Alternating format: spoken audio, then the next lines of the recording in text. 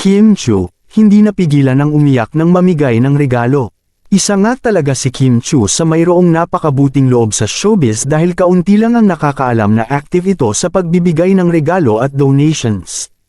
Ang hindi alam ng marami ay nagdo-donate si Kim Chu sa mga foundation na mayroong hunger problems at para sa mga bata.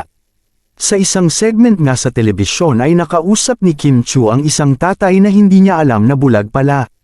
Matagal na itong di nakakakita at sobra ang habag na nadama ni Kim Chu para sa matanda.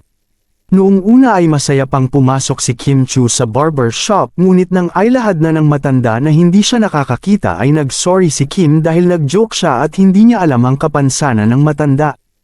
Naitanong naman ni Kim Chu si tatay kung pagbibigyan siya at kung ano ang gusto niyang makita ay walang iba kundi ang kanyang pamilya. Kaya naman, hindi na napigilan ni Kim Chu ang umiyak at maawa para kay tatay. Agad namang namigay si Kim Chu ng pera bilang reward sa matanda dahil sa pagiging matatag nito. Bumuhos naman ang luha ni tatay sa natanggap na regalo mula kay Kim Chu. Alam niyo bang isa si Kim Chu sa biggest celebrity na nagdo-donate sa mga charities at kanyang advocacy? Paano naman kasi, hindi niya ito ipinapalam sa publiko at tahimik lang itong tumutulong sa mga tao? Ayon sa kanya, galing kay Lord lahat ng blessings na kanyang natatanggap kaya naman dapat ay magbalik din siya ng gift para sa Panginoon.